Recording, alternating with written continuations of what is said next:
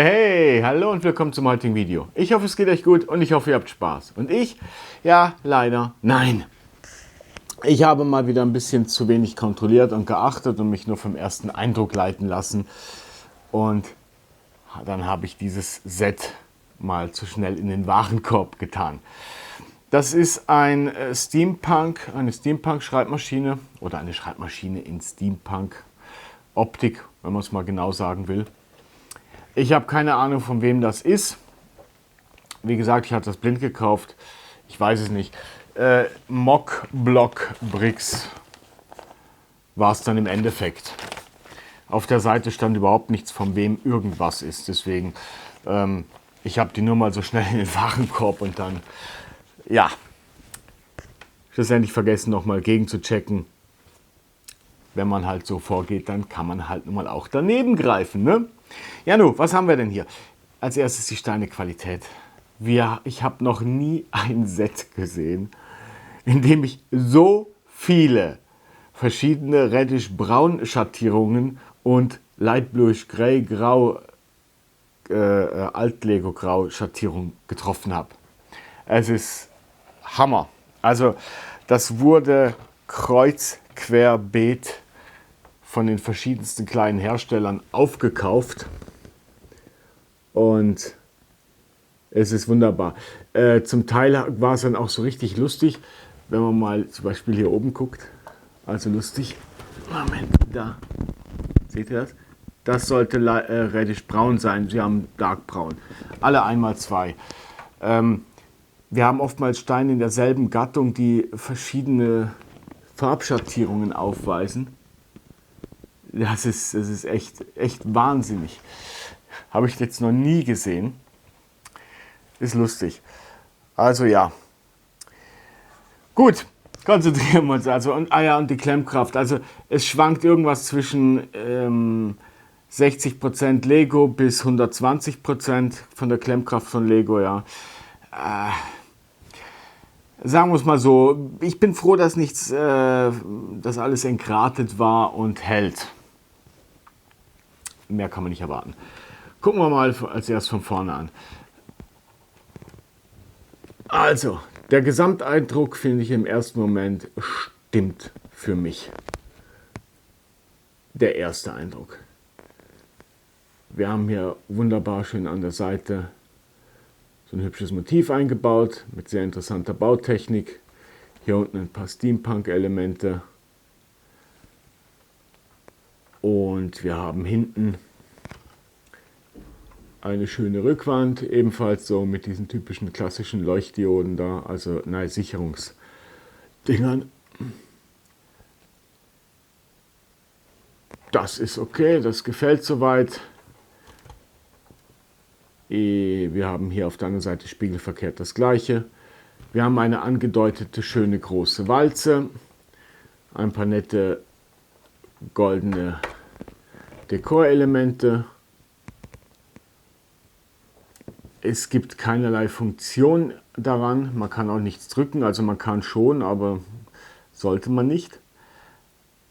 Mir gefällt grundsätzlich mal die Anordnung der Tasten, also die Art des Tastenbaus finde ich interessant.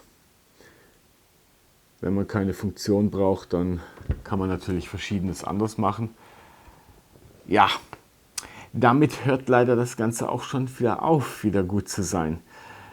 Denn es ist mir, obwohl ich es mehrfach, obwohl ich mich sehr bemüht habe, sind diverse kleine optischen Fehler kaum auszubessern. Also es fängt zum Beispiel mal bei diesem hier oben an. Ja. Also auf der Entfernung fällt das ja gar nicht so schnell auf, aber sobald man näher hingeht, man baut so eine komische Kette, die zeige ich euch nachher im Bauting. Und dann werden die 1x6 Fliesen in 2 C-Klemms gesteckt. Jetzt könnt ihr euch vorstellen, das ist natürlich nicht immer genau gerade, sondern es ist beweglich. Und die ganze Kette da unten ist auch sehr beweglich. Also das halbwegs gerade hinzukriegen, ist ein kleines Kunststück für sich. Das gleiche gilt, wenn man hier mal ganz genau darauf achtet, sieht man, wie unterschiedlich die Abstände sind. Ja, ich habe verschiedene Varianten ausprobiert. Eigentlich hätte ich noch mindestens 2 Lagen solcher Tastaturgebilde zu bauen, machen müssen. Die gibt es in 4 verschiedenen Größen. Aber das wurde dann so dermaßen eng, wenn ich die jetzt alle noch dazu gebaut hätte, dass das überhaupt nicht mehr nach irgendwas aussah. Ich habe jetzt versucht, hier nach so gut es geht, das Ganze anzuordnen, dass es nicht allzu schrecklich aussieht. Wir haben aber auch keine Aufkleber, da muss man sich selber drum kümmern. Gut, steht auch in der Anleitung, die man per PDF behält. Ich komme gleich dazu, wie das bei denen funktioniert. Ja, das ist so mal das Problem. Dann die Technik da oben ist auch so, ja, es lässt sich kaum richtig so arrangieren, dass dass das hier nicht unter Spannung steht und jederzeit gleich abdrücken kann. Ja, das ist halt bedauerlich. Also das ist kein sehr gut durchdachter Mock, leider. Ihr seht, ich komme schon sehr schnell zum Nachteilen und eigentlich zum Bauding, weil schlussendlich die paar wenigen super Grundideen da drin gehen einfach unter mit anhand dieser Steinequalität. Ich meine, guckt mal hier, wie viel reddisch-brauntöne ihr drin habt. Es ist furchtbar. Also da muss man sagen, also so viele Farbschattierungen auf einen Haufen, das habe ich noch nicht bei Segao erlebt. Gut, viele habe ich von denen nicht gebaut, aber es hat schon gereicht. Bei Bluebrick Special sind ja beide Kunlun. Die eine einfach ein bisschen hübscher als die anderen vom Kunststoff her. Bei Kunlun auch noch nicht so viel erlebt. Beim Grau, ich kann euch das jetzt nur noch anhand dieses hier unten zeigen. Naja. Achtet unten auf die Leertaste. Ja? Seht ihr das? Da wurde das alte Lego Grau mit dem neuen gemischt.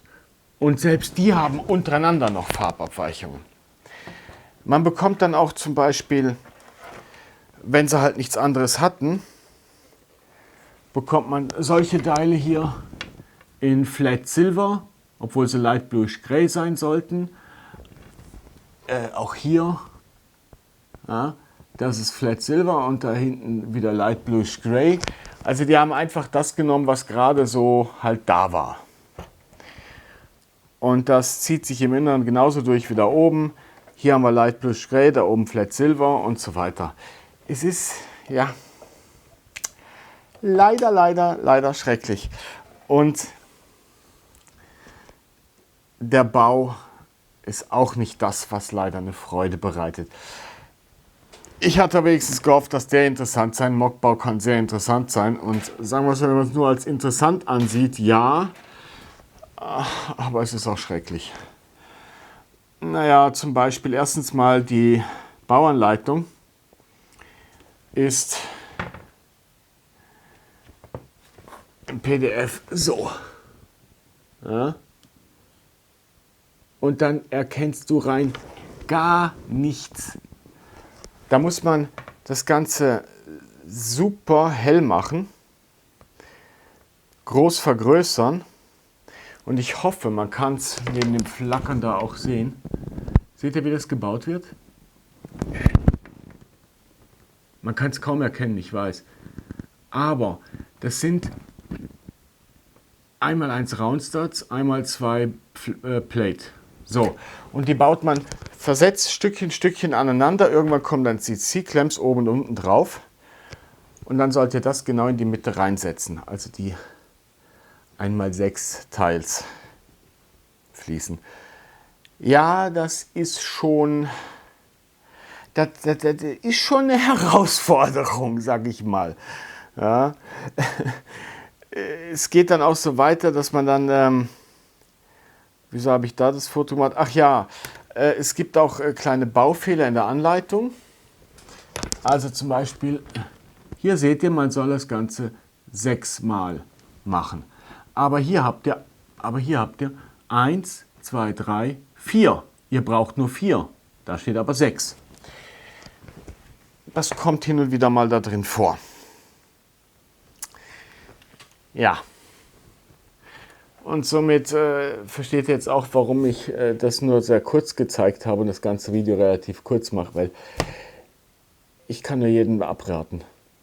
Also die Grundidee ist gut, aber der Mocker hätte dringend Überholungsbedarf bei seinem Bau.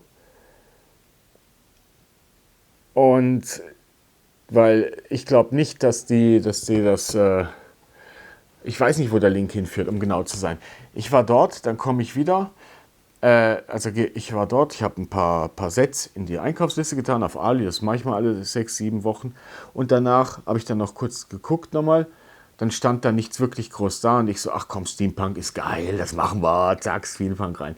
Ja, ich weiß also nichts, was irgendwie ist. Man bekommt, wo habe ich die hingelegt? Man bekommt eine Karte mit dem QR-Code. Auf dem QR-Code könnt ihr dann eben schnell habt den Link, könnt ihr die Bauanleitung runterladen. Das funktioniert problemlos, es hat keine Virus oder irgendwelchen anderen Sachen. Die Bauanleitung ist auch vollständig, aber eben kleinere Fehler und so weiter. Ja. Also ich kann es nur abraten. Ich will eigentlich immer mehr Links unten reintun für die Leute, die zu faul sind oder zu bequem sind, selber zu suchen. Aber davon werde ich keinen Link reintun. Wenn ihr unbedingt ums Verrecken das doch haben wollt, dann könnt ihr unten in den Kommentaren schreiben, dann setze ich den Gottesnamen den Link hin. Aber ich will dafür keine Empfehlung geben, kein gar nichts. Das ist leider nette Idee, lausige Umsetzung in jeglicher Beziehung. Das Beste, was man sagen kann, ist, dass es einigermaßen baubar und hinsetzbar ist. Ja, genau. Okay. Tja, aber am Freitag, dann kommt mal wieder ein guter Mock von Firas Abu Jaber und darauf freue ich mich jetzt schon, weil ich weiß, im Endeffekt wird alles funktionieren, wenngleich auch ein bisschen speziell und das mag ich, wenn es schlussendlich zu einem guten Resultat führt. Also, vielen Dank fürs Zuschauen, macht's gut, viel Spaß beim Bauen, bis zum nächsten Video. Bye bye!